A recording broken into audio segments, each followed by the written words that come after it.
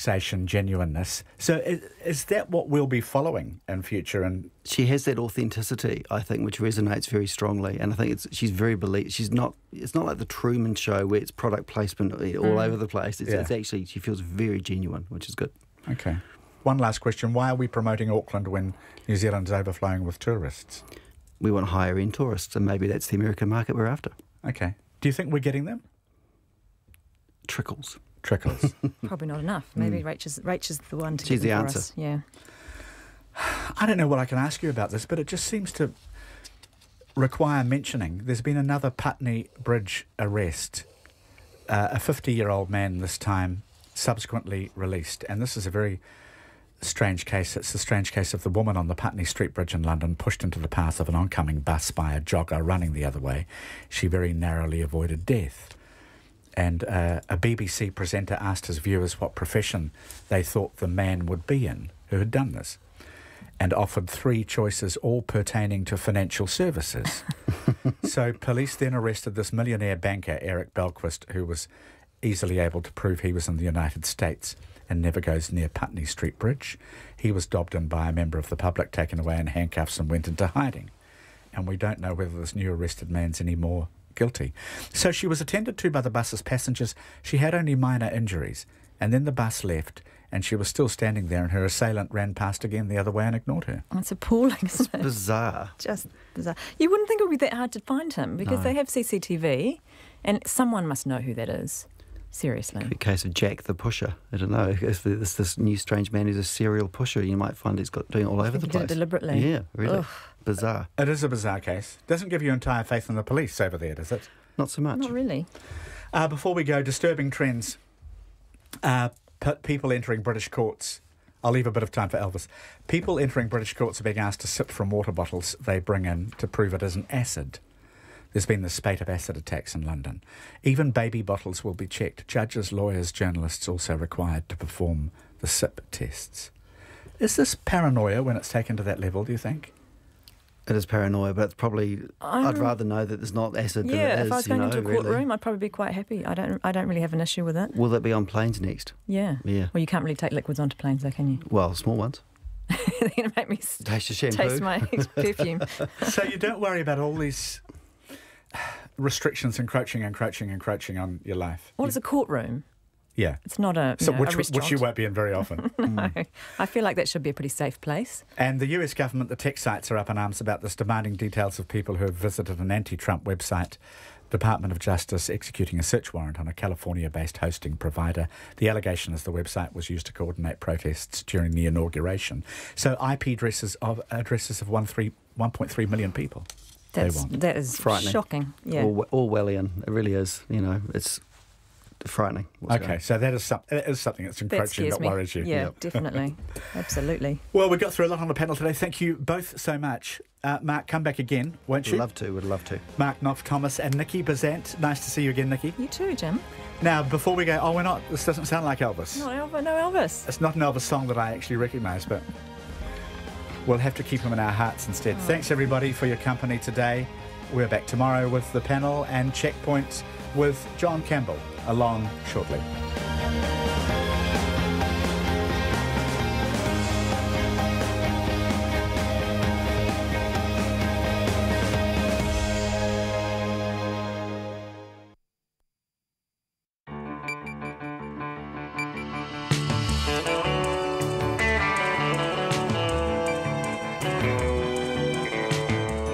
Kia ora. Tonight, the search for Roly Hickey is now a national one. The Prime Minister hopes trans-Tasman relations will get back on an even keel after the Barnaby Joyce citizenship furore.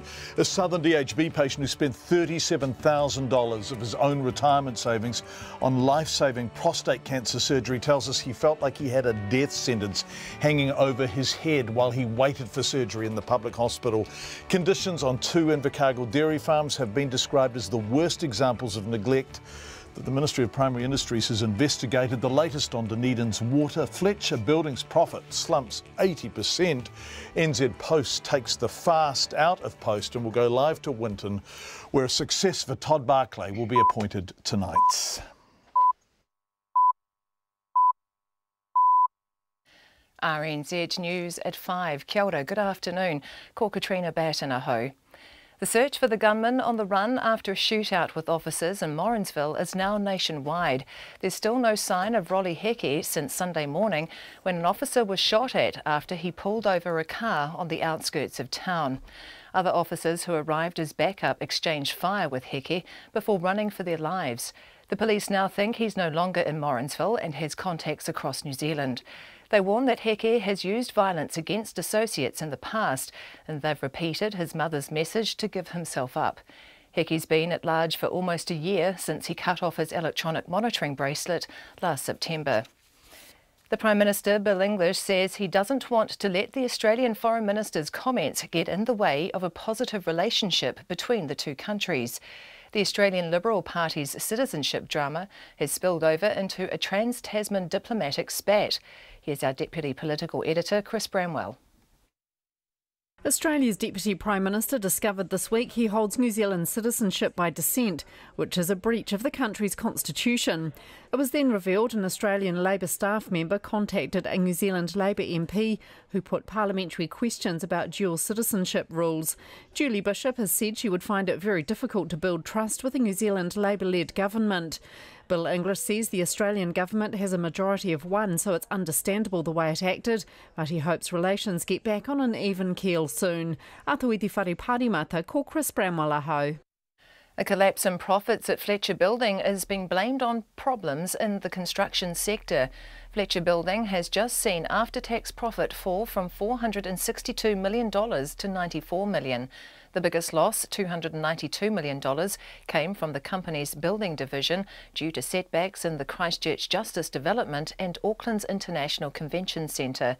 The Chief Executive of Investiture New Zealand says developers are screwing down construction prices and putting penalties on construction firms when something goes wrong. Whilst the client might win in the short term, the industry and the sector loses in the long term because bidding companies will become much more selective about the projects that they bid for, and if they have to accept the risks, then the prices will go up and nobody wins. Stephen Selwood says a less confrontational approach would improve the whole sector. Police and volunteers are searching for a French skier missing in mountains west of Lake Wanaka.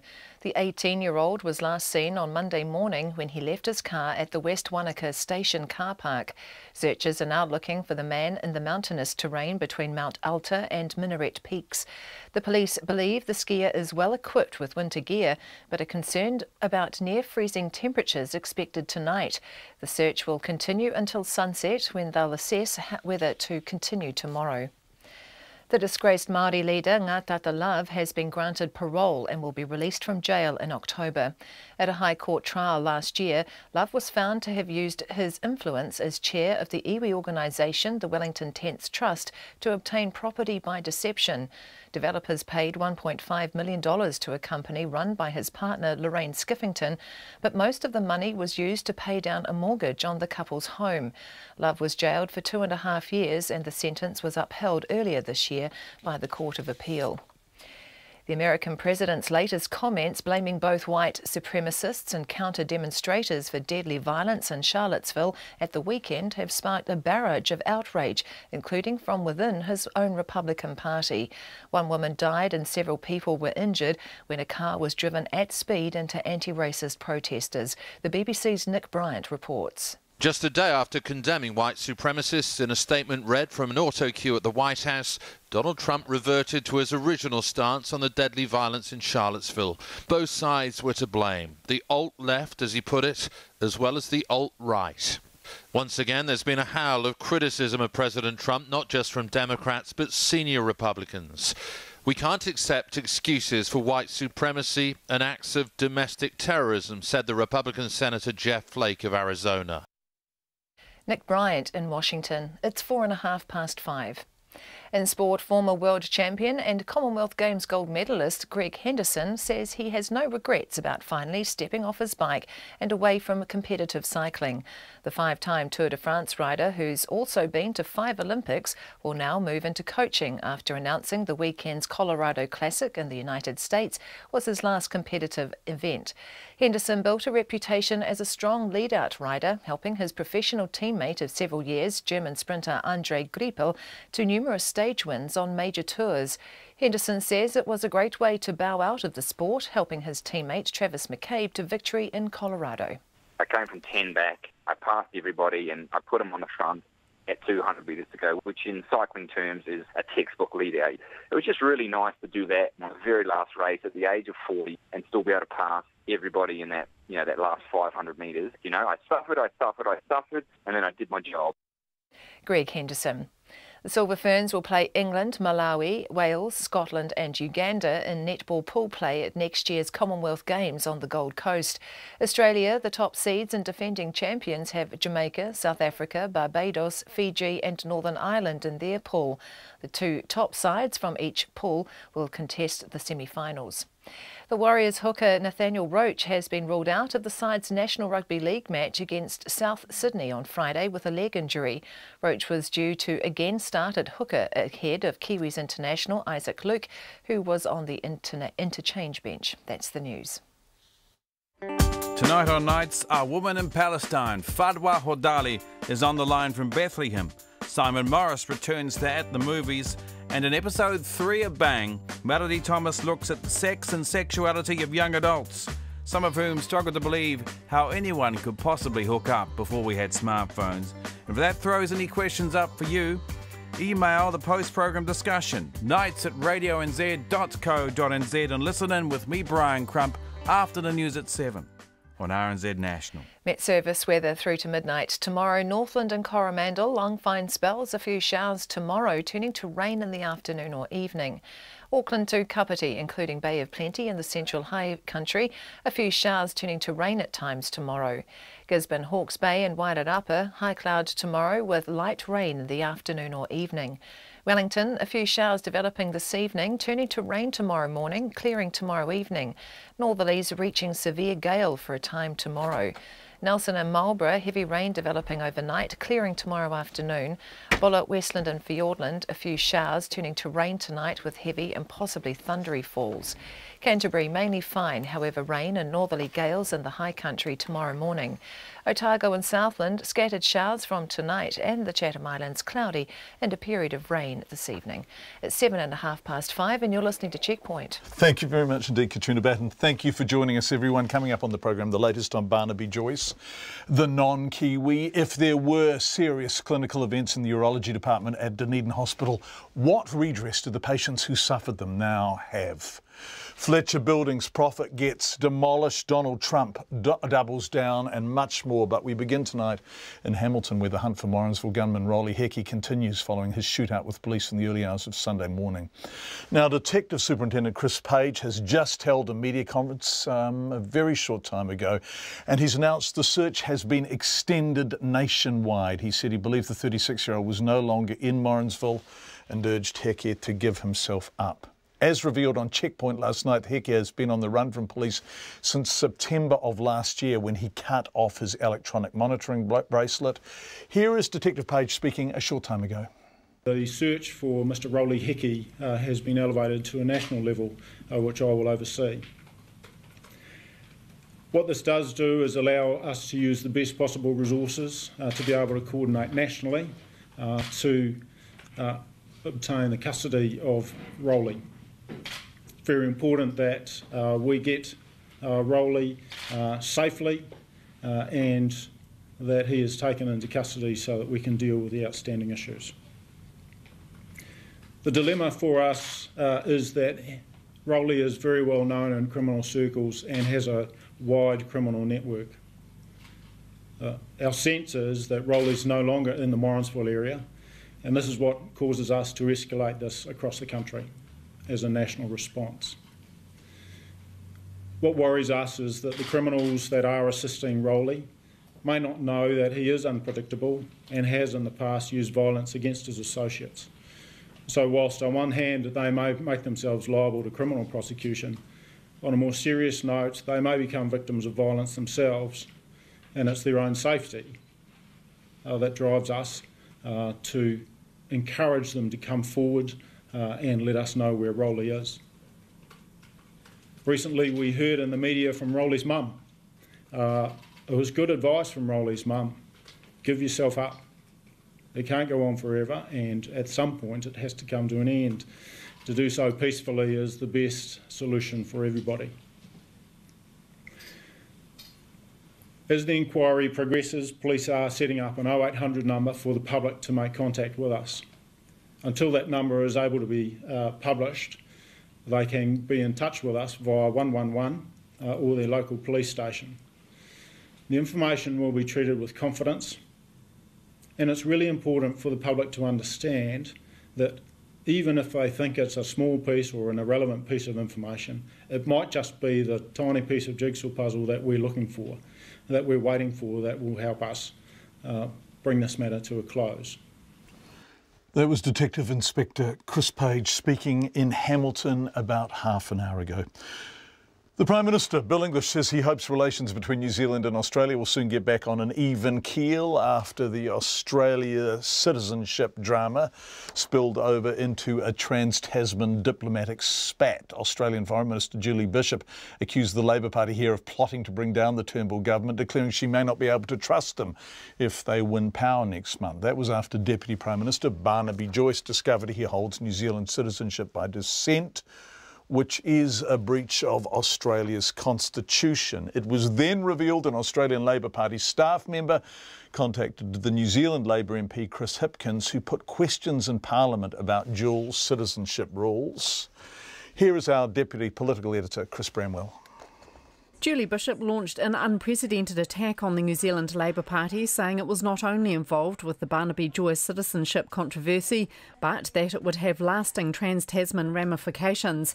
Prime Minister Bill English says the government would not want to let Julie Bishop's comments get in the way of a positive relationship between the two countries. I think in the heat of the moment they took it all pretty seriously, but they've got to get on and resolve the issues around the citizenship. But I think their relationship is in good shape. And over the years, governments of all shades have actually learnt to work together. Mr English says given the Australian government has a majority of one, the way it reacted is understandable. Look, I don't think it's a measure of the relationship. Now, of course, this will pass. We want to make sure there's a sound relationship because we've got to pursue the interests of New Zealand and New Zealanders in Australia. The Green Party leader, James Shaw, says the current Australian government clearly has little respect for any New Zealand government. I think it's pretty clear that Julie Bishop already finds it pretty hard to work with the national government, given that how little Jerry Brownlee's gotten out of her recently, when you consider the treatment of New Zealanders in Australia. The Labour leader, Jacinda Ardern, who met with Australia's High Commissioner last night, wouldn't be drawn today on whether Julie Bishop lashing out at Labour here has interfered with the New Zealand election. She says the relationship between her party and the Australian government is important. My focus is on our election here in New Zealand. That's where people would expect my focus to be. We've dealt with the situation. I've absolutely made it clear that we should never have been involved. I've reprimanded the person involved and now we're moving on. The New Zealand First leader, Winston Peters, says it's clearly New Zealand politicians who are meddling in Australian politics, not the other way around. But I make it very clear, the Australians owe us far better than they're delivering to us, and this circumstance gives us less colour of right to fix it than if we had not interfered. The idea that you're going around a back room between research units, meddling in other countries' politics, is just plain stupid. The Internal Affairs Minister, Peter Dunn, says the situation is extraordinary and everyone is running around trying to figure out who to blame. The only tentative advice that I would offer at the risk of interfering, and I'm not trying to, is that the Australians need to look at their constitution. The New Zealand law operates perfectly independently. It's not been an issue before. It's only become an issue where you have a constitution, unlike virtually any other in the world, that says you cannot do this if you are. Full stop, end of story. That's where the problem lies. Peter Dunn says everyone should take a deep breath and pull back from the brink. The Labour MP Chris Hipkins couldn't be reached for comment today, and neither could the Australian Labour Party staffer he's reportedly been in contact with, Marcus Gainley, who's the Chief of Staff to Penny Wong, the Leader of the Opposition in Australia's Senate. Atuidi whare pārimata mō te hōtaka o te ahiahi nei, ko Chris Bramwell ahau. 5:14. Last night on Checkpoint we covered the review of the urology department at Dunedin Hospital. The review said long waiting patients had, quote, a significant level of clinical risk and that, again, a quote, serious clinical events have already occurred. Now we know some of those serious clinical events are related to delayed treatment. We're trying to get specific details. Gary Brodie went to his Dunedin GP in September of last year after his brother was diagnosed with prostate cancer. He had no symptoms, but he wanted to get checked just to be safe. His PSA blood test result was 18. He retested 3 weeks later. It was 20. I rang up the hospital in early December to see about when I was going to get a biopsy, and they booked me in on the 20th. And then on the 17th of January, I got my results. And with the prostate, they divide into 6 parts. And with the biopsy, I had it in 3 parts. And a week later, the anaesthetist and ECG, on the 26th of January, I went in for an appointment. And he's just asking all the questions and that. And he said, I'll see you in about a fortnight for your operation, you know. So you had cancer, prostate cancer, Yep. and so far so good. Everything was going very smoothly. You'd even seen the anaesthetist, and you were booked in for an operation at some stage in February? In February, on the 26th of January, the anaesthetist said, I'll see you in a couple of weeks' time. Right, and what happened then? On the 16th of March, I rang the hospital to see how is it going, because, you know, you've 2 weeks, you know, I haven't heard anything. Just wonder if the letters got missed in the post and that. And I got the woman that I saw at the biopsy, the results, and she said, you're 7th in line. We've got no theatre time left. It'll be later on in the year. And I was bloody worried as hell. You know, at first when I had the result, she said, give me a ring anytime. Anytime I'm here to talk things over. And when I rang her, you know, she didn't really want to know me. So the wife rang her about 2 weeks later after that, on the 23rd of March, and she was told that things had fallen through, that they had no theatre time. At all? No theatre time at all, full stop? No, full stop. So wait a sec. I just need to explicitly clarify this. You had been diagnosed with cancer, and you were told initially by the hospital that you were going to get surgery almost immediately. Yep. And then you waited and waited, and after a period of weeks, you were told there was no time for you at all in theatre.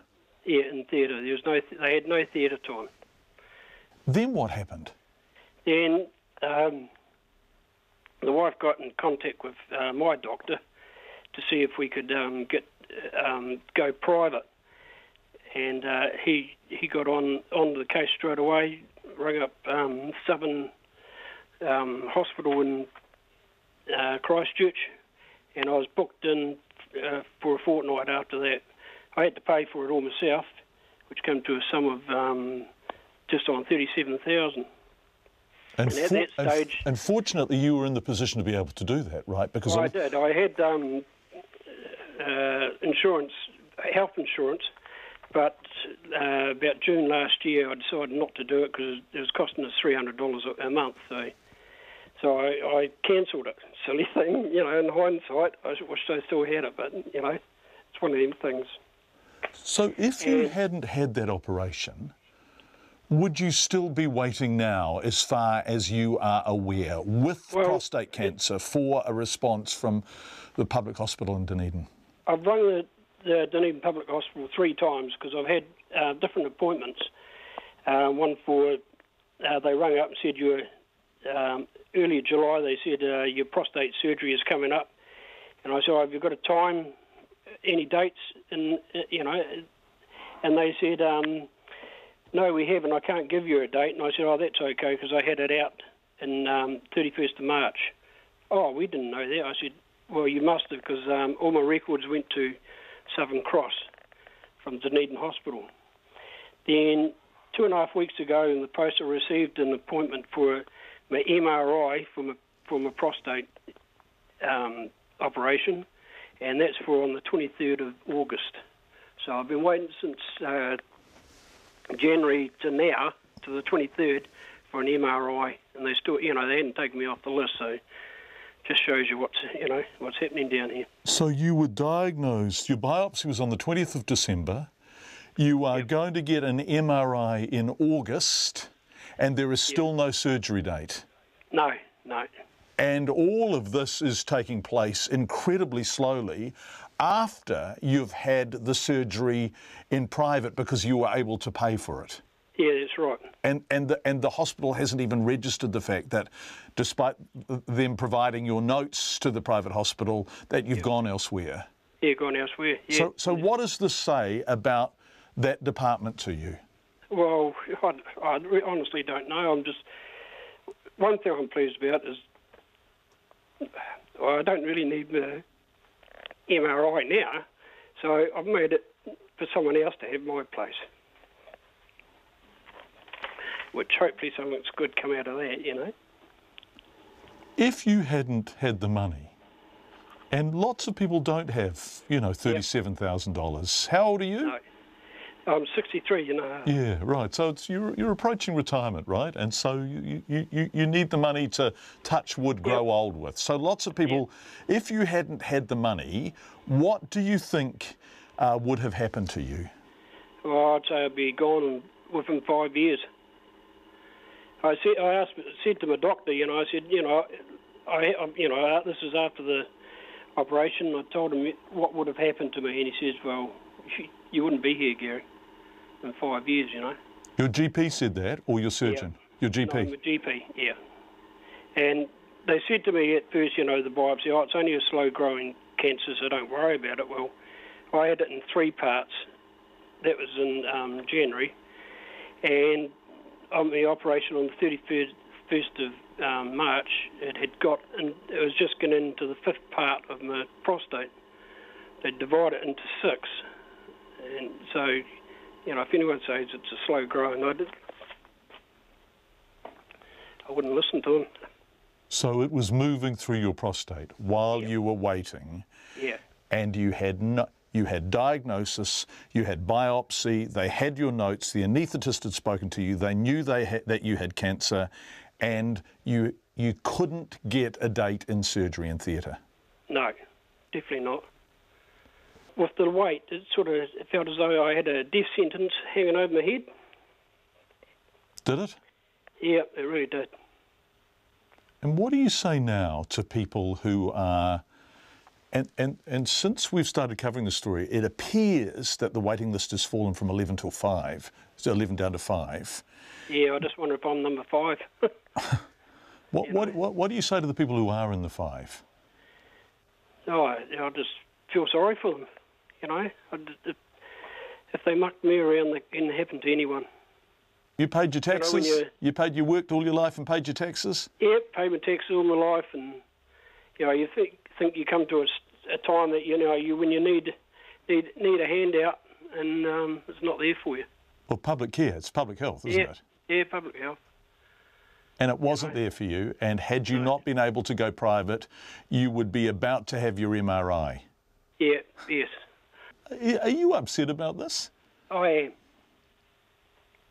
It makes me bloody wild. And what are you most upset about? What is it that makes you bloody wild? Oh, I don't know. I expected better, you know. It's not the money side of things. You know, I'm here, aren't I? So, whereas a lot of other people can't be because of money. You got a message for the hospital, for the Southern DHB and the bosses there? Oh, get it right. Because a lot of people's lives are at stake. It's Gary Brodie, whose cancer spread while he waited for surgery. This appears to be a specific instance of what the review of the urology department at Dunedin Hospital meant when it said long waiting patients had, quote, a significant level of clinical risk and that serious clinical events have already occurred. So what can patients do who've suffered serious clinical events? We asked the DHB CEO that question last night, and we begin with his answer. There are processes and offices that are independent of us in terms of, clearly, as an example, the Health and Disability Commissioner, who, if patients believe that they have been harmed or not treated appropriately, they are welcome to raise their concerns there. We encourage people to, and the Health and Disability Commissioner has appropriate legal authorities and powers to take whatever actions are appropriate. That was Chris Fleming on Checkpoint last night. We went back to the DHB today, and the Commissioner appointed by the Health Minister after he sacked the board in 2015 replied to us in writing, quote, "The due process for these sort of issues to be considered is through the Health and Disability Commissioner's office." So both Chris Fleming and Kathy Grant are referring patients to the Health and Disability Commissioner, who can do what? It can't directly punish or fine providers or district health boards. That's former Health and Disability Commissioner Ron Patterson. In short, the HDC's role is that of a patient watchdog. A watchdog, a whistleblower whose punishment powers are essentially declaratory, sort of naming and shaming, to put it in very blunt and simple terms. It can't directly punish or fine DHBs. But it can and does make important statements about the duty of care that a district health board, that a hospital owes to patients, including patients who have been referred in and are waiting either for specialist assessment or for surgery. Important statements, and the Commissioner's ability to address shortcomings and inform better healthcare through those statements is well established. That's one thing, but the question remains, if while you wait longer than you should have waited, as a result of failings at Dunedin Hospital, your cancer gets worse, and you do what Chris Fleming, the CEO, said to do on Checkpoint last night, which is come to the Health and Disability Commissioner, what can the Health and Disability Commissioner do on your behalf? So the Commissioner can make a public finding that this District Health Board has failed its patients. Which is obviously powerful in a vacuum and as a whistleblowing exercise when those failings aren't otherwise known, when they haven't been publicly released. But the review into the urology department at Dunedin Hospital has effectively already done that. So, when Chris Fleming told us on Checkpoint last night that they encourage patients to go to the HDC... And the Health and Disability Commissioner has appropriate legal authorities and powers to take whatever actions are appropriate. In real terms, what scrutiny and censure was he exposing the DHB to that they haven't already received through the review? Now, we've heard from Ron Patterson that the Commissioner can't directly fine the DHB. Can the Commissioner impose compensation? The Commissioner can't order the payment of compensation, but it's certainly possible to recommend that the District Health Board needs to meet with an aggrieved patient and family and to follow up. And I know that in practice, what sometimes happens there is that there is a confidential settlement reached because clearly these people have been let down. So the watchdog the DHB is encouraging patients to complain to can't directly punish, can't directly fine, can't directly impose compensation orders, but has on occasion recommended a DHB meet with a patient and that confidential settlements may occur as a result of that settlement. Note that those settlements aren't terribly common and are confidential. What other redress do patients exposed to, and I quote from the review again, a significant level of clinical risk now have? We phoned Andrew Beck, a barrister specialising in health law. What recourse do they have against the hospital, the DHB or the state? This is where the whole accident compensation scheme makes things very difficult because generally you precluded from bringing a legal proceeding against anybody if you suffer personal injury that would be covered by the Accident Compensation Act. And of course, the Accident Compensation Act covers most personal injury, certainly personal injury which is a result of accident, or personal injury which is a result of treatment. And treatment includes failure to treat. So you could say there's been a failure to treat or a delay in treatment which is a result of a personal injury. But that means you're then covered by the Accident Compensation Act. And that, of course, then prevents you from bringing any claim for negligence at common law. That's Barrister Andrew Beck. So, ACC precludes a common law response, and the Health and Disability Commissioner is a watchdog whose teeth don't include the power to order compensation. So the question remains, what should the patients do? Health Minister Jonathan Coleman declined an interview. Instead, he directed us to the procedure outlined in a link to the Health and Disability Commissioner's website. Checkpoint asked if the Health and Disability Commissioner is considering initiating an inquiry into the Southern DHB. His reply was no comment. As an aside, the New Zealand Medical Students Association is holding a political debate tonight called The Future of Health. It's in Wellington. MPs from Labour, the Green Party and New Zealand First will be there. National has chosen not to front anyone.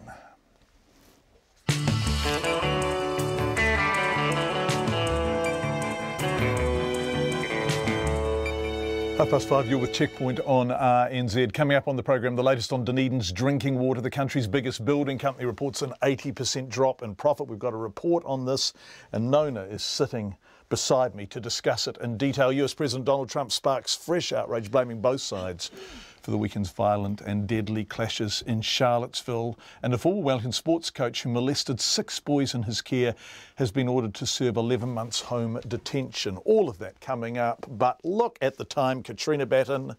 5:30. Here are the headlines.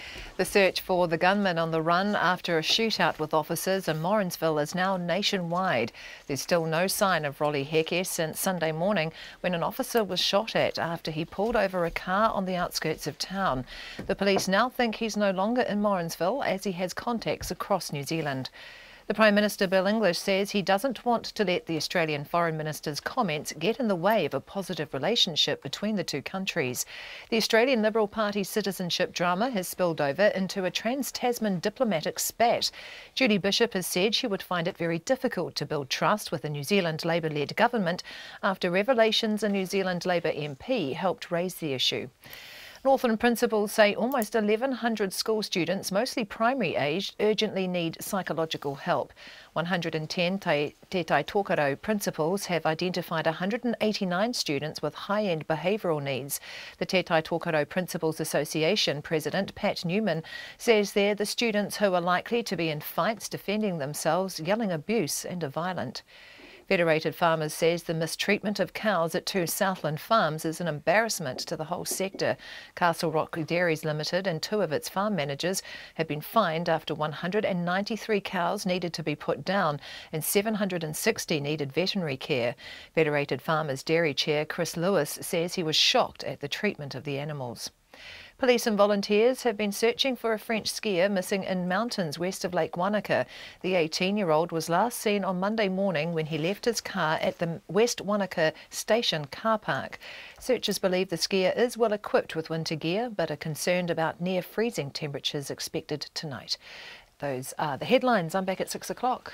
Thank you very much indeed, Katrina Batten. Fascinating day in business. Nona is sitting beside me to discuss this. But let's drill down into the country's biggest building company. It's reported a huge plunge in profit. Fletcher Building's profit slumped 80% because of losses and delays on 2 big projects, the Sky City Convention Centre in Auckland and the Justice Precinct in Christchurch. A leading construction expert thinks Fletcher's troubles could become common in the industry. Nona with the big picture shortly. But first, Eric Frickberg reports.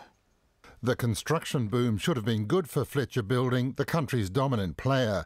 But the company sought too much work, was hit by labour and supply problems and endured a collapse in after-tax profit from $462 million to $94 million. The company's chairman, Sir Ralph Norris, was apologetic.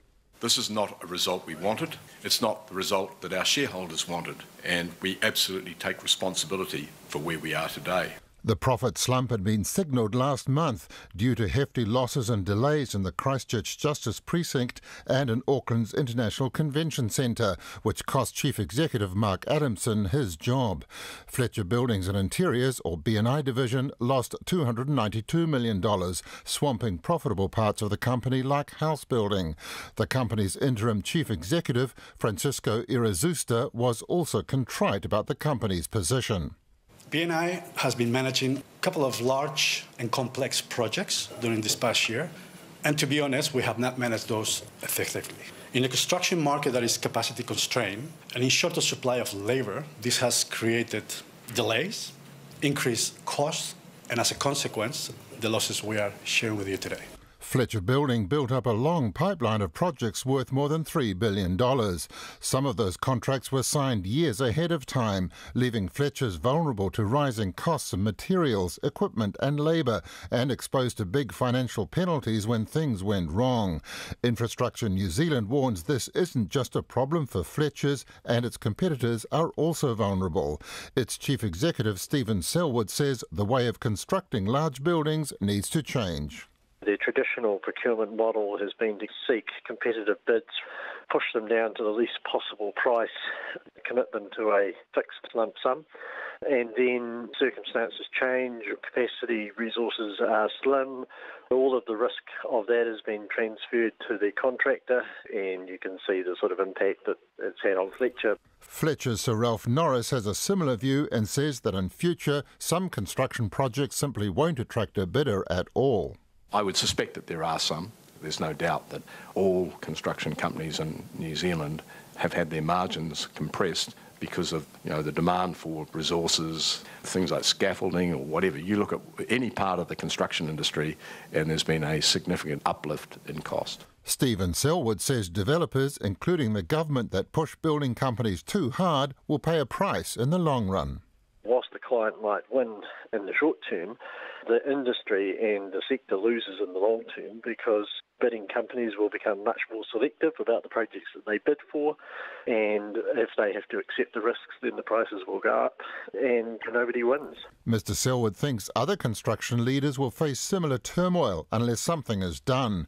He says other countries have government procurement agencies to streamline projects and to discourage the kind of bidding wars that currently hurt everyone. For Checkpoint, Eric Frickberg. Lots to discuss, Nona Peltier. You were at this announcement this morning. What was the vibe? Well, actually, it was more upbeat than you would have expected, and that's partly because the overall result was pretty good. And Fletcher's going to pay a pretty good dividend to shareholders, which was over the top, really, considering their bottom line was down, significantly. So overall, it wasn't a terrible result, and the problem with the result had been flagged. Well and truly. Yeah, so that wasn't a surprise. It wasn't any real great shock. And then it was really a matter of what are we doing about it. So Fletcher Building is definitely taking action, and one of the things they're doing is not bidding on every big job that comes down the pipeline. And this year so far, they haven't bid on any or taken on any new major projects in the 2017 year. So that's partly because they took time to reflect, and also now they're much more concerned about margins. So these fixed price contracts that we've seen, and these would be particularly, government contracts, and I dare say the Sky City project, which is the one that got them into trouble, it's a fixed price, and that's, live with it. And Sir Ralph Norris, the chair of Fletcher Building, he said the big problem, and he wouldn't talk about the Christchurch project, which has not been confirmed by the client, and we know it's probably the Justice Precinct project, but for sure the Sky City one he was able to talk about, and in that case he said the problem there was that they started the job before they had the resources in place to carry on. However, he was quite positive about that project in the sense that, it's got 2 years to run. Hey, maybe things, won't be as bad as they have been flagged. Right, we'll talk about the market reaction to all of that in a sec, but you also want to talk about some of the country's biggest corporate taxpayers. And they're suggesting the government make some change to company tax. Can you tell us about that? Yeah, well, it's not just it's a range of things that they would like. One of the things that has been sticking up, and I think we've talked about this, is the cost of seismic strengthening, which affects a lot of buildings throughout New Zealand, where the government has said, you must strengthen these buildings. Local governments are saying, okay, but, how are we going to pay for it? And for private owners, it's much worse because that's an improvement on a building. It's not a maintenance or repair expense, and therefore it's not tax deductible. So, for example, the Majestic Centre in downtown Wellington. Willow Street corner of, Yes, it cost $80 million to strengthen, and all of that was borne by the company. Couldn't be written off against its income.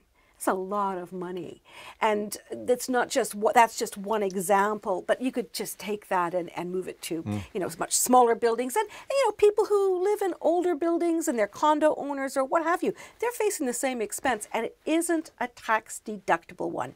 That's an example. Another one would be corporate tax. The government has a corporate government, the tax rate here is 28%? People say, well, that's pretty good. But the average for the OECD is 22%.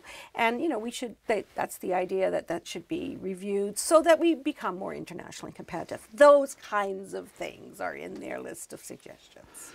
What happened on the markets today in response to Fletcher Building? Okay, so Fletcher Building, you know what? The market liked it, partly because of that dividend, rose 1.25%. That's 10 cents up to $8.30, so that's pretty good for Fletcher Building. I'm sure they would have been happy with that.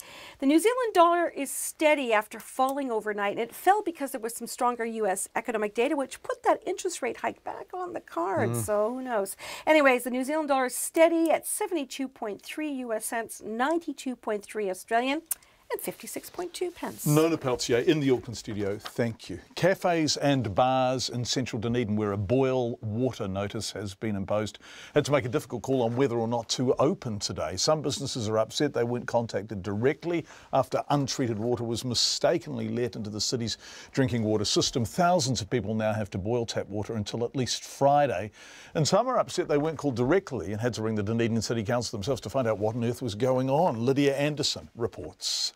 The Dunedin City Council issued the boil water notice for Central and North Dunedin at 10 o'clock yesterday morning on social media and via email.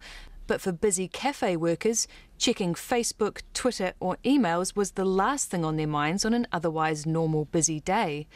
Nova Cafe's head chef Evan Young says they only found out promptly because a council worker popped in by chance for coffee. He says given their cafe is just across the road from council chambers, he expected better. I kind of thought they would have dealt with it a little bit better, like maybe just walked over here and told us about it, or definitely called us. It should have been a phone call, yeah. Nova was open for business today, and Mr Young says like many places they've hooked up their coffee machine to safe tank water. It's not plumbed through the mains anymore, so we've just got a massive pot underneath the coffee machine full of water, and it's just sucking water out of that, so it's all good to go.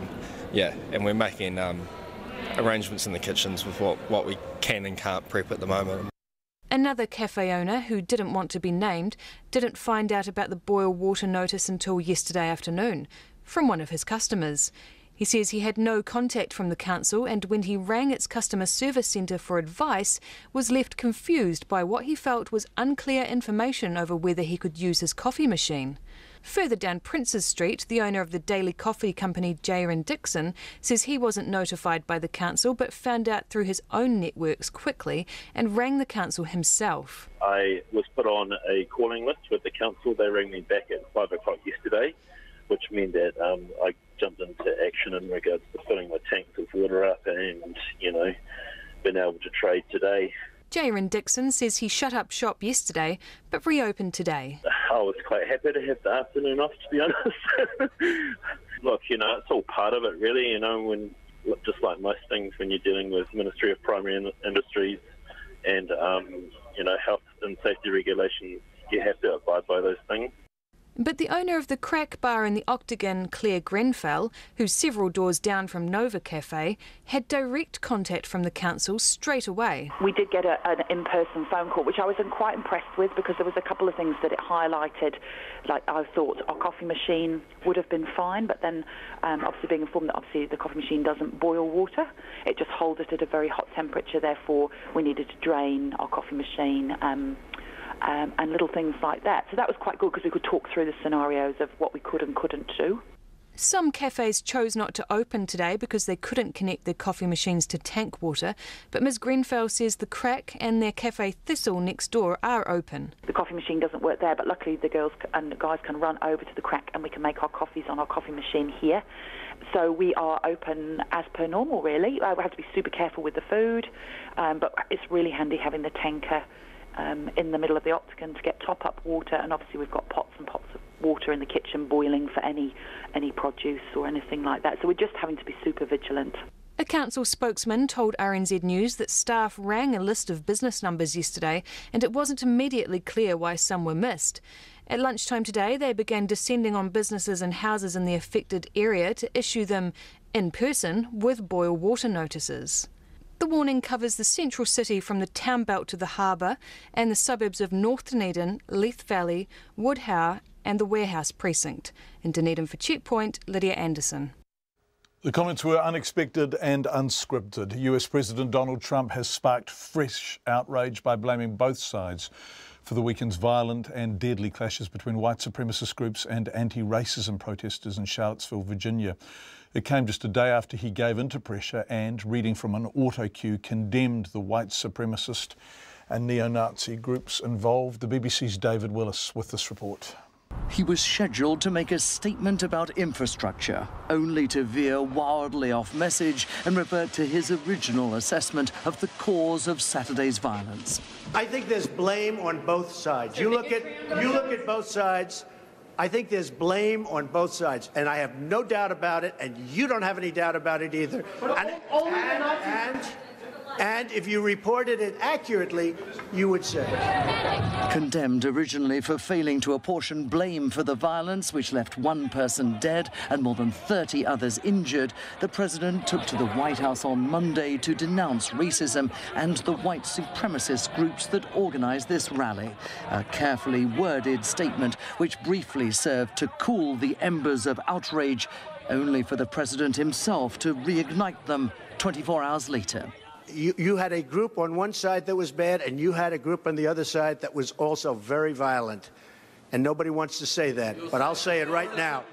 The remarks prompted sweeping condemnation from leading members of his own party. Speaker of the House Paul Ryan took to Twitter to brand white supremacy repulsive, adding there can be no moral ambiguity, whilst Senator Marco Rubio branded the organisers of Saturday's rally 100% to blame for what happened.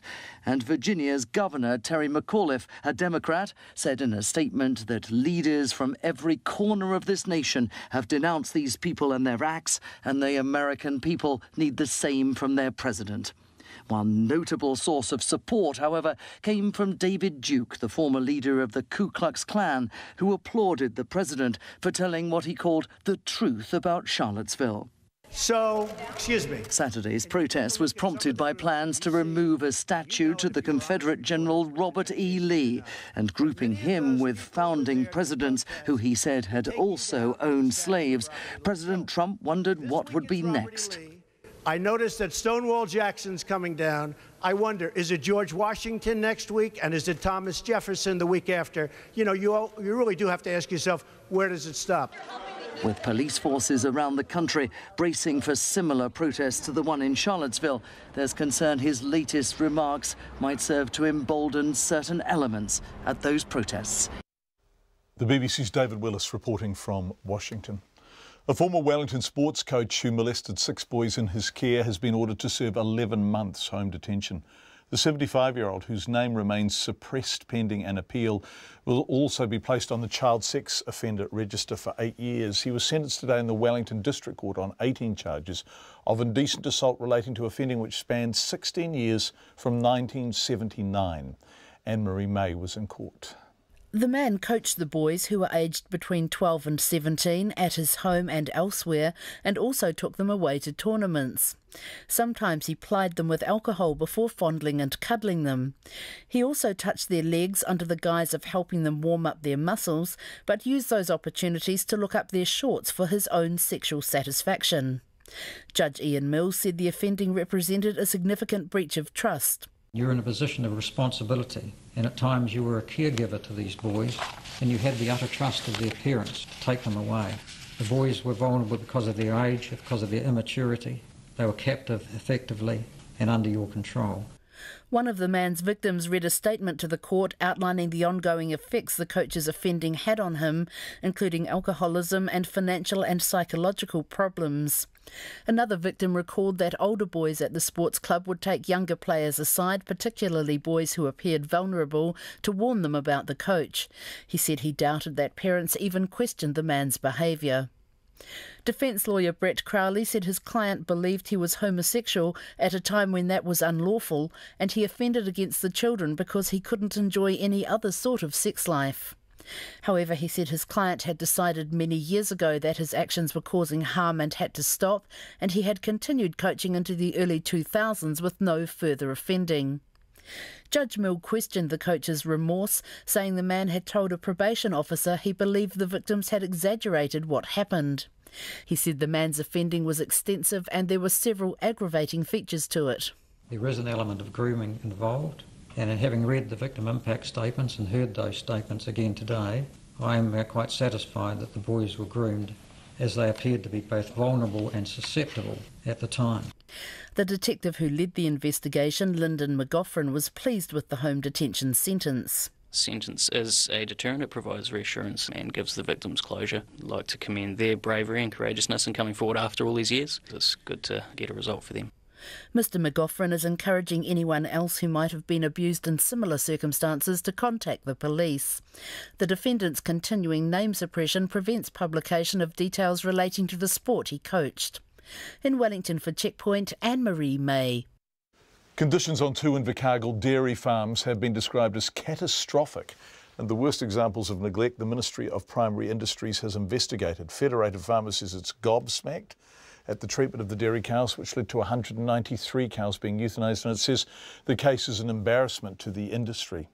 Cattle Rock Dairies Limited, which owns both farms, was fined almost $40,000 yesterday, while two farm managers were sentenced for their treatment of the cows. Rachel Graham has more. Hundreds of cows were injured time and time again as they trudged over long distances across poorly maintained lanes to the milking shed. Their legs were injured and they suffered from ingrown horns. Injuries so bad, almost 200 had to be euthanised, and 760 needed significant veterinary care. 14 vets spent weeks on the farms euthanising and treating unwell cows. The Ministry of Primary Industries Manager of Compliance Investigations, Gary Orr, says it was the worst example of long-term neglect that MPI or its predecessor has ever investigated. The lanes had basically been torn to pieces by constant use and were in places knee-deep in thick mud and excrement. And it was quite clear that any maintenance of the lanes that had been carried out was either inadequate or simply not undertaken when required. Chris Lewis, the dairy chair for Federated Farmers, says he was gobsmacked when he heard of the treatment of the animals. He says he's never heard of a case like this before and hopes he never does again. Mr Lewis says lameness does happen, but usually a farmer might get 1 or 2 a week if weather is wet, and the farmer will treat the injury, rest the animal, or call a vet if needed. He hopes the case is a one-off and won't damage the sector's reputation. But if it was, if it happens time and time again, maybe yes. It's something we're definitely not proud of. It's something we're definitely embarrassed about. Jenny Jago, the Animal Welfare Portfolio Manager for Dairy NZ, says there's no place in the sector for this type of treatment, and even one case is one case too many. She says if people are struggling, there is support available via Dairy NZ, Federated Farmers or their local vet. We encourage any farmer that's struggling or any farmer who sees another farmer that may need some help to get in touch. There's plenty of support in the industry. I think that's why it is disappointing that this has happened, because there's lots of training, lots of advice, lots of support out there, and it's just really important for farmers to recognise they do need that help and then to reach out and to get it. In the Invercargill District Court yesterday, Castle Rock Dairies Limited was fined $37,500 and ordered to pay prosecution costs of $11,500. The two farm managers, Jared Matthews and Dean McMillan, each managed a farm of around 2,000 cows and around 700 hectares of land. The men were fined $10,000 each and sentenced to 275 hours of community service. Chris Lewis says he doesn't believe the size of the farm, or fact it was a corporate farm, was to blame for the problems. It doesn't matter your size farm.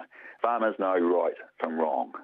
So whether it's large or small, it's just about doing the basics really well. And so, scale has nothing to do with it. It's just about being a good farmer. Gary Orr says both the men and the company blame each other and it was unlikely the truth of what caused the dire situation on the Castle Rock Dairies farms will ever be known. For Checkpoint, this is Rachel Graham. Sir John Key says he views his knighthood as recognition of the sacrifices his wife and family made while he was Prime Minister. He received the honour for his services to the state during an investiture ceremony in Auckland this morning. Anusha Bradley was there.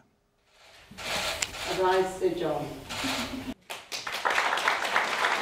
With a wide grin, Sir John knelt before the Governor-General, Dame Patsy Reddy, who touched each of his shoulders with a sword before pinning his decoration on him. His wife Brona and son Max, other family members and the Prime Minister Bill English watched as the former Prime Minister officially became Sir John. Speaking to reporters afterwards, he said it was a special moment. For the family, it's a really, really special day. I think it's a lovely thing that I see as recognition for Brona and for the kids and the sacrifices that they made, but also for so many people that helped me. He says he's most proud of leading New Zealand through the global economic crisis. Only because it touches the lives of every New Zealander. For me, that was a really important time, but there were so many things, the Christchurch earthquakes, the Kaikoura earthquakes recently, obviously the tragedy of Pike River. There have been so many things that I look back on which were tough times for New Zealand, but I hope in some small part I could provide some leadership to help people through those crises. Sir John says it's a time for reflection on his career, and he's humbled by the long list of achievements of the 12 other New Zealanders who are also recognised today. The truth is, when you hear the citations for so many other people, you really sit back and marvel at what they've done. And as someone that chaired that committee for 8 years, you know, over the years I read a huge number of applications, some that were successful, some that weren't. But you just know that in every corner of New Zealand there's people that are doing magnificent things. One of those was Black Grace founder Neil Ieremia, who was made an Officer of the New Zealand Order of Merit for his services to dance.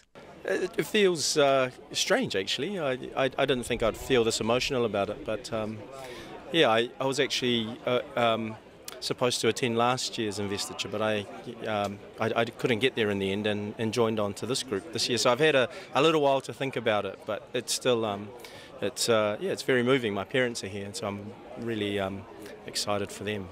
The artist, Fiona Partington, who was made a member of the New Zealand Order of Merit for her services to photography, says the experience was surreal. It was a blur when I got up there, and then Patsy said, "Oh, I've got 2 of your photographs," and I'm going, "Oh my God." So what does your award mean for you? It's true that the greatest thing that you can do in life is serve others. In my life, I've managed to connect with people through my art and helped people, learn their own strength, find the things that they loved. In another ceremony held this afternoon, Dame Julie Christie was officially made a Dame Companion of the New Zealand Order of Merit. 50 more extraordinary New Zealanders will receive their honours over the next 2 days. Mō te hōtaka o te ahi ahi. Anusha Bradley, aho. A British-led expedition team has set sail from Alaska in an attempt to become the first people ever to reach the North Pole by boat, with Arctic ice melting at an unprecedented rate.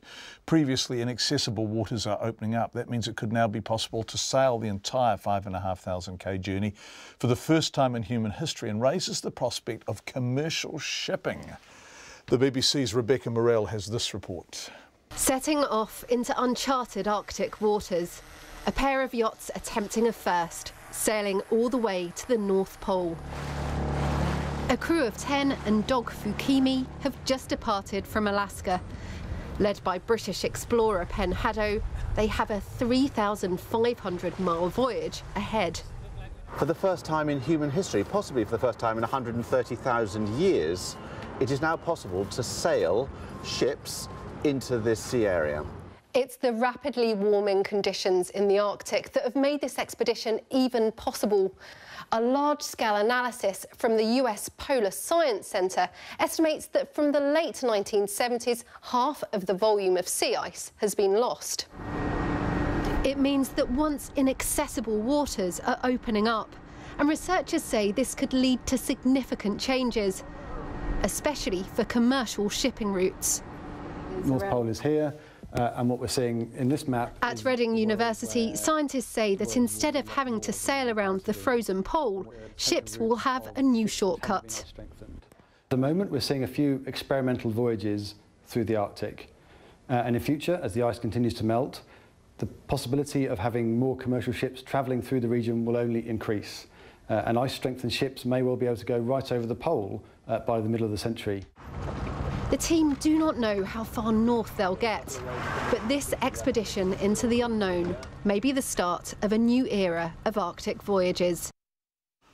It's about 40 seconds before the news. In fact, it's about 35 seconds before the news, and I could keep doing that until the pips, couldn't I? Just updating how long it is before the news. People are texting in and saying, what's going on in Dunedin with the water? We don't know. We were expecting to get the test results sometime this afternoon. That was the announcement from the council. We're still waiting for them. The moment we have them and we can update you on what's happening with the water, we most certainly will, but we are still awaiting those test results. Time has passed, as it does, Katrina Batten. Yep. I don't want to dwell too much on that. No. Wait for the pips.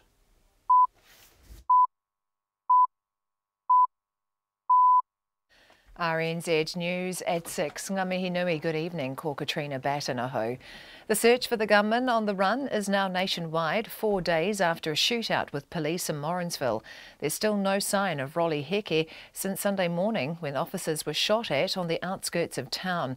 Detective Superintendent Chris Page says Hickey has criminal connections who are helping him. Our sense is that Roly's no longer in the Morrinsville area, and this is what causes us to escalate this across the country. What worries us is that the criminals that are assisting Roly may not know that he is unpredictable and has in the past used violence against his associates. Chris Page repeated Hickey's mother's message to give himself up. Hickey has been at large for almost a year since he cut off his electronic monitoring bracelet last September. The government spent almost $8.5 million on 4 motels to temporarily house homeless people, and it plans to buy another 2.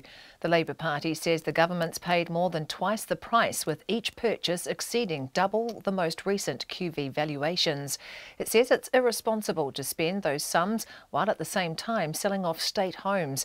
But the Social Housing Minister, Amy Adams, says the service is more than just putting a roof over people's heads. It's about ensuring they have somewhere safe and secure to stay while they wait for long-term placement, and ensuring they have wraparound social services to support it. That has never been done before. This government has added it into the social housing options, and we're very proud of that. The Social Housing Minister, Amy Adams. The Postal Workers Union says New Zealand Post did not do enough to keep its fast post service alive. New Zealand Post announced it would scrap overnight deliveries from the start of next year after the service dropped by 23% in the last year. The Postal Workers Union says the decision is disappointing but not a surprise. The price of the fast post service was raised last month. The union spokesperson, John Maynard, says New Zealand Post didn't improve the fast post service enough to justify the price increase. We haven't seen that, and the feeling was this was just going to set the fast post up to fail. Fewer people would use it and they would be able to say it's non-economic, and what we've predicted is what's happened. John Maynard says New Zealand Post has failed the public by undervaluing its own service. The Prime Minister, Bill English, says he does not want to let the Australian Foreign Minister's comments get in the way of a positive relationship between the two countries. Australia's Deputy Prime Minister discovered this week he holds New Zealand citizenship through his father, which is a breach of the country's constitution. It was then revealed an Australian Labor staff member contacted a New Zealand Labor MP who asked for or put parliamentary questions about dual citizenship rules. Julie Bishop has said she would find it very difficult to build trust with a New Zealand Labor-led government. Bill English says the Australian government has a majority of 1, so it's understandable the way it acted, but he hopes relations get back on an even keel soon. Northland principals say almost 1,100 school students, mostly primary aged, urgently need psychological help. 110 Te Tai Tokoro principals have identified 1,089 students with high-end behavioural needs. The Te Tai Tokoro Principals Association President, Pat Newman, says it's the first time they've quantified what they know is a problem. They're the ones that are likely to be in the fights all the time because they're defending themselves. They're likely to be the ones that are yelling abuse, violent, refusing to sit down or follow rules, right through to some of these children that were identified that were secondary who actually had suicidal tendencies. Pat Newman says the Ministries of Health and Education and Oranga Tamariki need to recognise the problem and take action. A woman who's been waiting more than 2 years for a hearing implant is calling for more government funding to help people like her. Danielle Mackay, who's deaf in one ear, was taken off a waiting list to receive a cochlear implant in June, which she says is due to a lack of funding.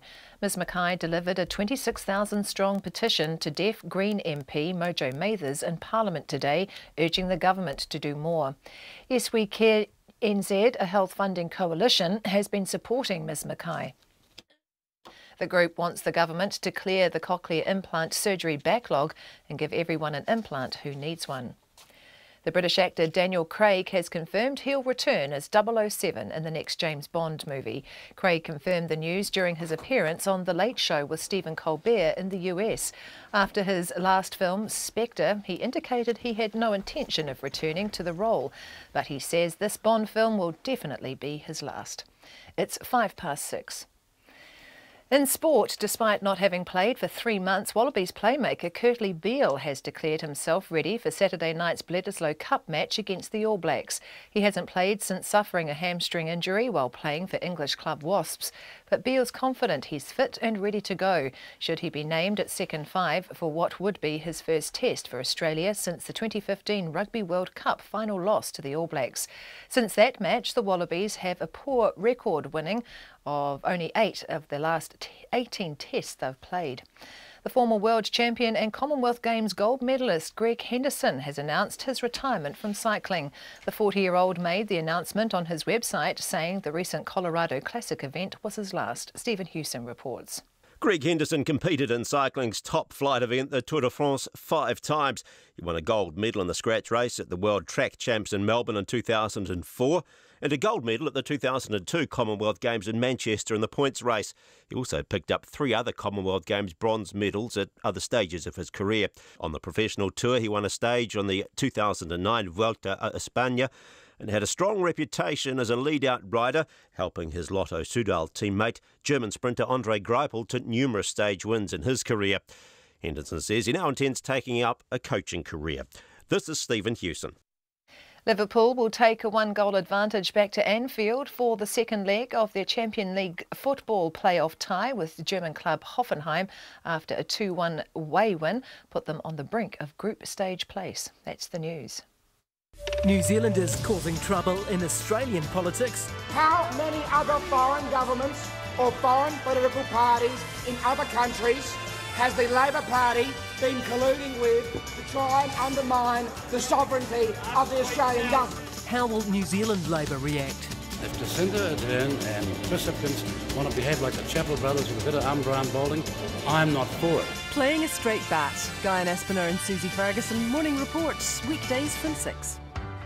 Then on 9 to noon, as a new fungal disease wipes out native species in Hawaii and we battle kauri dieback and myrtle rust here, is our border control adequate? And after 10, the veterinary pathologist who spends her days cutting up Alaskan wildlife, be it whale, moose or otter, what is it telling us about climate change? Join me, Catherine Ryan, on 9 to noon after Morning Report on RNZ National. Unlike the deep and meaningful discussion about who should play the next Bond, let's have a look at Met Service weather to midnight tomorrow. Northland and Coromandel, long fine spells, a few showers tomorrow, turning to rain in the afternoon or evening. Auckland to Kapiti, including Bay of Plenty and the central high country, a few showers turning to rain at times tomorrow. Gisborne, Hawke's Bay and Wairarapa, high cloud tomorrow with light rain in the afternoon or evening. Wellington, a few showers developing this evening, turning to rain tomorrow morning, clearing tomorrow evening. Northerlies reach severe gale for a time tomorrow. Nelson and Marlborough, heavy rain developing overnight, clearing tomorrow afternoon. Buller, Westland and Fiordland, a few showers turning to rain tonight with heavy and possibly thundery falls. Canterbury, mainly fine, however rain and northerly gales in the high country tomorrow morning. Otago and Southland, scattered showers from tonight, and the Chatham Islands cloudy and a period of rain this evening. It's 6:08 and you're listening to Checkpoint. Thank you very much indeed, Katrina Batten. The search for Morrinsville shooting suspect suspect, Roly Hickey, is now a nationwide manhunt. Mr Hickey has eluded police for nearly a year after cutting off his electronic monitoring bracelet last September, as first revealed on Checkpoint last night. On Sunday morning, the 36-year-old traded shots with police after a car he was in was pulled over on the outskirts of Morrinsville. A 4-hour siege at a house in the town on Monday failed to find any trace of him. The officer in charge of the now countrywide search is Detective Superintendent Chris Page. DS Page, are you there? Yes, I am, John. Good evening. Yeah, good evening. Lovely to talk to you. Do you have any idea where he is, or has he just disappeared without trace? Well, look, what I can say is we're reasonably confident that he is with some associates within probably the North Island. The investigation has developed a sense that he's not in the Morrinsville area. But, you know, a word of caution, that doesn't mean anyone can be any less vigilant than they were. So because we believe that he's anywhere in the North Island, we've decided to coordinate the search for him nationally. OK. I was interested in the comments you made at the media conference you had in Hamilton this afternoon, which is that if you are harbouring this man, he poses two risks to you. One is that it is a criminal offence to harbour somebody who is on the run, and the other is that he can be unpredictable in his dealings with people. Can you elaborate on that? Yeah, what the investigation team has established is that in the past he has been unpredictable and violent towards people close to him.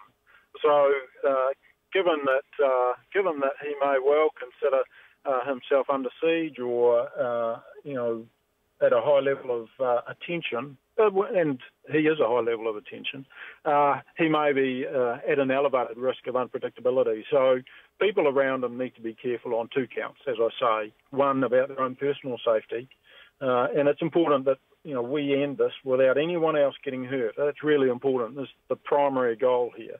But the second part is, if they continue to assist him, they will be liable to some criminal charges.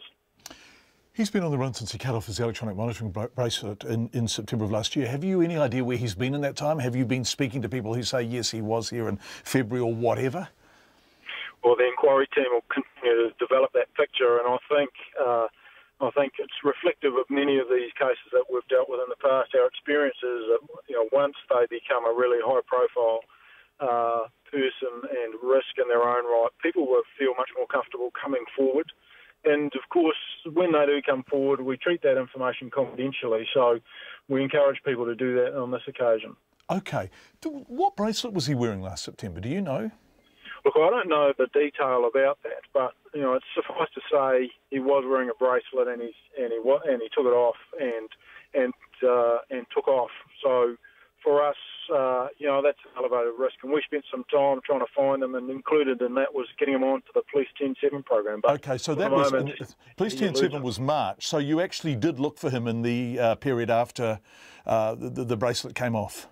After September, absolutely. I mean, he's a person that we need to make sure complies with the law and his requirements in relation to his electronic bail. His mum has come out and said, look, please turn yourself in, because once you start firing at police officers, there is a real risk that they're going to fire back and that something terrible will happen. Are you using her, and I don't mean that in a pejorative sense, to try and communicate with him? We're working pretty closely with the family as we can through the inquiry, and we'll continue to increase that level of interaction. But, Mum's advice was sage advice from her mother, stop this silliness. Get in touch with us. It's easy. Just get in touch with us and we can make sure no one else gets hurt. Detective Superintendent Chris Page, who is now in charge of the nationwide investigation, as announced this afternoon. Earlier in the program, we brought you Gary Brodie's story. Gary lives in Dunedin and was diagnosed with prostate cancer in January, a formal diagnosis. After no sign of a surgery date for what was deemed an urgent operation, Gary paid $37,000 out of his retirement savings to go private because he could no longer stand what he described as a death sentence hanging over his head while he waited months for surgery in the public system. Gary is just one of at least 11 men who've waited longer than the 31-day ministry target for urgent surgery. One man waited 191 days, as revealed on Checkpoint last night. Grant Cameron is a Christchurch-based lawyer experienced in class action cases. I asked him if patients whose health had worsened while waiting longer than they should for surgery could be entitled to compensation, and if there had been a precedent. The human rights review tribunal has been developing, shall we say, its own case law, and so there is some track record now there for some sort of awards to be made. Going back to the early 90s, we brought exemplary damages proceedings in the High Court regarding Good Health Wanganui and cancer misdiagnosis issues there. It was a case where there was a breakdown largely through the acts and omissions of one individual, and various women had been diagnosed or misdiagnosed as having cancer and then underwent operations which were later found not to have been necessary at all because they didn't in fact have cancer. And then there was a similar group who were misdiagnosed as being free of cancer when in fact they had it. And so there were some pretty serious repercussions. Now, there were about 30 women involved. The Crown, unfortunately, decided to try and defend the legal proceedings, but at a point some years down the track, when the Gisborne cervical cancer inquiry started, it was a commission of inquiry because there were about 600 women affected in very similar fashion in Gisborne. The Crown found it convenient to settle the Good Health Wanganui matter, I think possibly with one eye on the fact that the Ministry had been made fully aware of the circumstances in 1994, and were that to be resurrected and included in the Commission of Inquiry of 1999, there would be a much higher degree of embarrassment and some wider and more serious questions to be asked. So taking recourse through the courts is difficult. A class action might be possible, but that would require quite a detailed factual and legal investigation. And I think my sense of it at the moment is that the complaints to the Health and Disabilities Commissioner, properly framed, may result in referral onto the Human Rights Review Tribunal. Even if the Disability Commissioner declines to do that, there is the ability then to take a personal complaint to the Human Rights Commission or the Review Tribunal. And that's where you can start looking at compensation potentially. Yeah, that's right. Nevertheless, I think there are a much wider range of issues here that need to be addressed. Okay. What are the issues? What are the most important issues in response to what we have learnt about the urology department at Dunedin Hospital?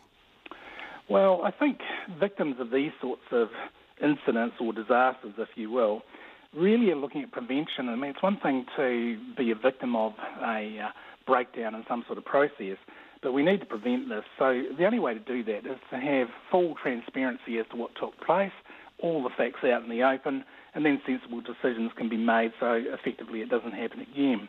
However, there's always a reluctance on the part of those who feel that they might have some sort of blame or fault attached to them to really put those facts out in the open. And that is perhaps a natural reaction of human nature in some cases, and it's something that's got to be overcome because you really do have to get to the bottom of it.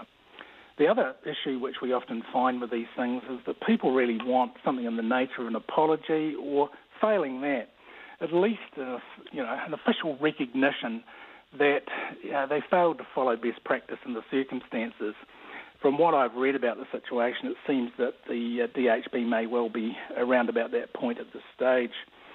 So it's only after we cure the problems and focus on how we're going to move ahead for the future and get some appropriate remedial action for these people that matters of compensation might be looked at in the final sort of mop-up, as it were.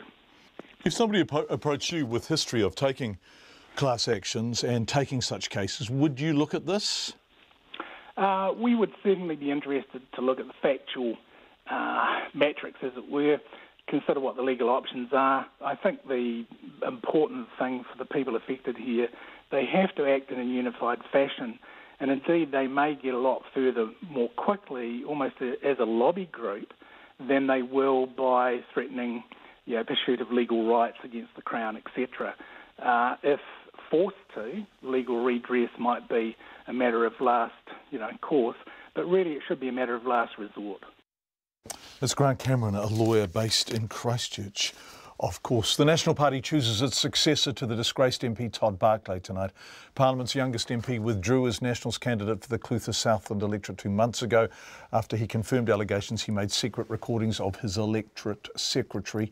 Nationals' local electorate committee has been holding a series of meetings to decide their candidate for next month's election and is making a final decision in the Southland town of Winton, not far from where Bill English is from. This evening, our Otago Southland reporter Ian Telfer is in Winton and joins us now. Hi Ian, what do we know about the candidates who are in the running for this very safe national seat? Yes, good evening, John. I'm coming to you from right outside the Salvation Army Hall in Winton, where this meeting's going to start at 7 o'clock. And tonight, about 24 cars here already and people still rolling up, expecting quite a big crowd. They get to choose from 3 candidates tonight. There's a former mayor, there's a property developer, and there's a WorkSafe manager, so a wee spread. The mayor is Vanessa Van Uden, who was the mayor of Queenstown for 6 years until she stood down last year. She was pretty popular up there, but I guess it depends how her attractiveness is to the rest of the electorate. There's property manager Hamish Walker. He's a younger guy. He stood for National in Dunedin South and did pretty well, but didn't win the seat last election, so I guess he's put his hat in the ring. And Nick Perham is the last. He's a Southland District Councillor, and he works for WorkSafe New Zealand as an assessment manager. So, yeah, they got a little bit of thinking to do. It's an interesting electorate, that one, isn't it? Because Queenstown, as you're saying, that it sweeps across all the way across the island through Gore, and there was a tension, one suspects, between the Barclay supporters across in Queenstown and the Barclay people with whom he didn't get along and was recording over in Gore. What is the National Party looking for after Todd Barclay, do you think, Ian? Well, exactly. I mean, we had Bill English was the member, as you alluded to, before, and he was a sitting member for decades. So he was a safe pair of hands. Then they took on the youngest MP in the country, and it didn't work out too well, did it? As an inexperienced into show, and he made mistakes, and then he backed himself into a corner and denied it all. So I guess now they're really looking for something in between, aren't they? They're looking for someone not too green.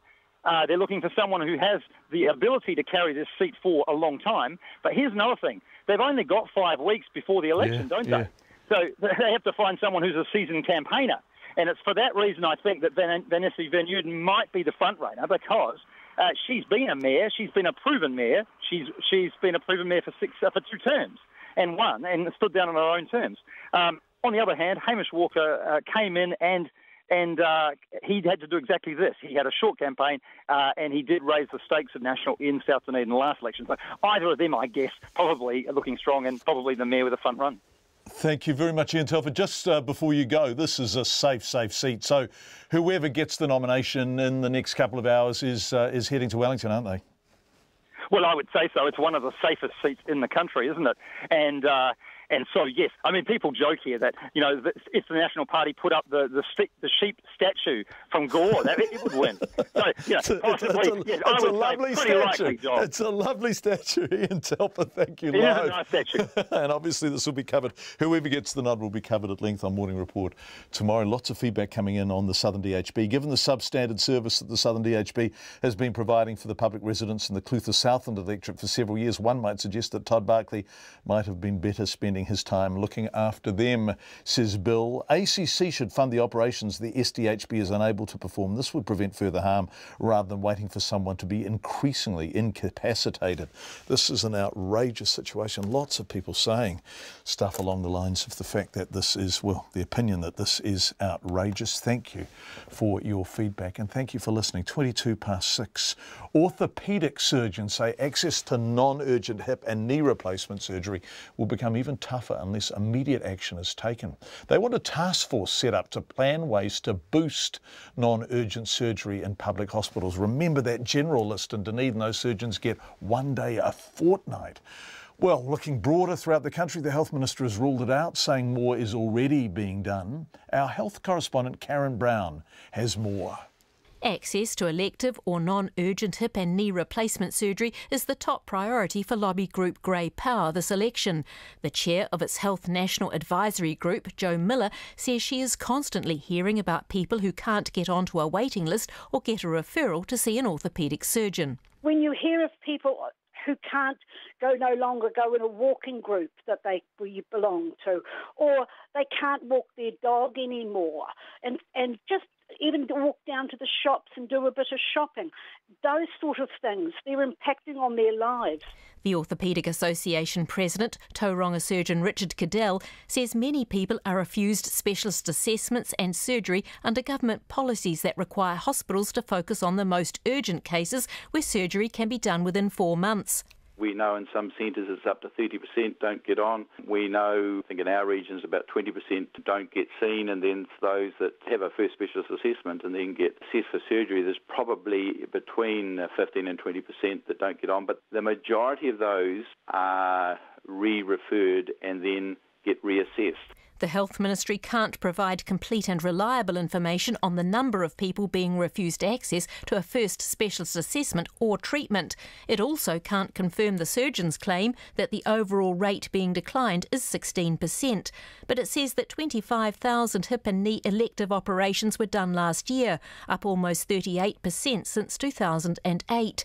A Dunedin surgeon, David Gwynne-Jones, says those official figures disguise the true level of unmet need. If a patient gets certainty for surgery, they will get their operation within 4 months in most places around the country, because that's the Minister's performance indicator that we have to adhere to. The problem is for those patients who have declined surgery and who don't get their operation at all. And that's the real measure of the unmet need across the country. He says more important to him than a new task force is an acknowledgement that New Zealand needs to do much more non-urgent surgery. But Richard Cadell says a task force would help identify how to go about training up more teams of specialists and nurses. It is a significant issue now, but it's going to get worse, and therefore we need to, as a cooperative approach with the Ministry and the DHBs and the Association and the profession, to say how can we do this better, how can we increase the throughput that we do, and how do we make sure that people, all New Zealanders, are treated consistently across the country. The Health Minister, Jonathan Coleman, insists there's no need for what he calls another bureaucracy.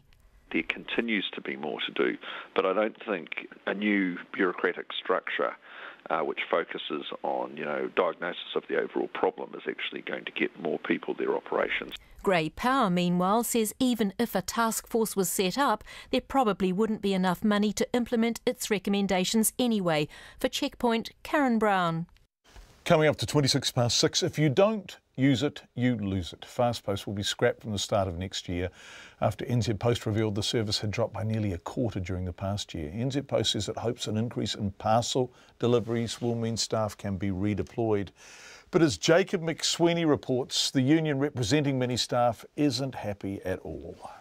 Fast Post is on death row, but on the streets of Wellington today, people weren't surprised. It is handy every now and then when you sort of forget your mum's birthday or something and you need to get a card away quickly. I use digital to get most of my messages across. I can understand that there would be an inconvenience for some people. They're just driving themselves into the ground. They're no longer providing the service they used to, and you can't see where the value is these days. I just don't think anyone really cares anymore about that. Like, people, if they need to send a letter faster, they can just email it. People don't use post that much anymore. Lots of things are digital and emailed and so forth. So people are going to have to be much more organised in remembering their mum and dad's birthday. From next year, those wanting to send mail overnight will have to pay for a courier. And the Postal Workers Union isn't happy. Former postie and union spokesman John Maynard says NZ Post hasn't done enough to protect the Fast Post service. People stopped using Fast Post because they couldn't be sure of it getting there the next day. I worked as a postie for 20 years, and in the last few years I was getting people telling me it took 6 days for Fast Post to go from Wellington to Napier, for example. A lot of people tell us they send birthday cards, even Fast Post, up to a week early to make sure it will get there. He says when NZ Post put the price up for Fast Post in July, he told the organisation it needed to improve the service, otherwise fewer people would use it. That it is now being scrapped as inefficient is no surprise to postal workers. John Maynard says before prices were lifted, NZ Post intentionally slowed down an overachieving standard post service to incentivise more use of the Fast Post service, which it then raised the price of. He says the company has failed the taxpayer. What private company would say we're over-servicing and start cutting down the service? The State-Owned Enterprise Act has three main principles that New Zealand Post is required to comply with. One is to operate like any other commercial company. Well, I'm not sure they do when they keep talking down their service. A general manager at NZ Post, Ashley Smout, says NZ Post did try to save the fast post service. Our leaders would help the local team to make sure we have what is called a clear floor every night to improve it, and then we would look to make sure that in the delivery phase there was no drop off of the service in our delivery branches, and that would be a branch by branch kind of housekeeping check. Look, we have had problems. We acknowledge that. Ashley Smout says the fast post service made up 1% of all mail sent and it was costing the organisation millions of dollars. He says while letters are declining, the numbers of parcels are increasing and postal workers that had been handling fast posts would hopefully be reassigned to that side of the business.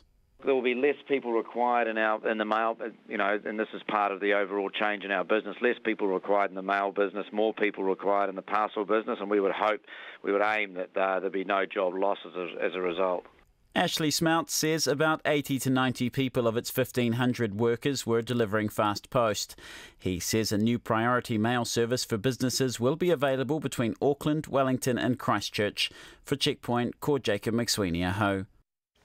Thank you for being with us on Checkpoint. That is the program for tonight. We appreciate your feedback. You can text us on 2101 or email checkpoint@radionz.co.nz. On behalf of our excellent and hard-working team who all seem to be congregating in the control room, there they are.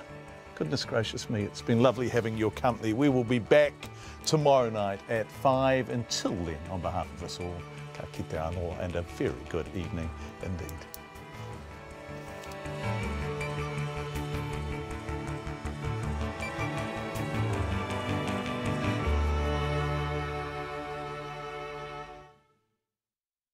RNZ News headlines at 6:30. Police have found a French skier missing in mountains west of Lake Wanaka. The search for the gunman on the run is now nationwide 4 days after a shootout with police in Lawrenceville. Media reports in Australia suggest the area in which the missing Malaysian Airlines flight MH370 disappeared 3.5 years ago may have been pinpointed. And New Zealand Post's attempts to save its fast post services have been labelled as disastrous by the Postal Workers Union. Our next news and weather is at 7. Kia ora, I'm Melody Thomas with a series called Bang, exploring sex, sexuality and intimacy over a lifetime. Tonight we look at dating. How was it done before the internet? We met at a nurse's tea dance. It was quite a happening thing. And what's it like now? Squirt. Tell me There's what's squirt. So less about the dating, a lot more about the sex. Bang with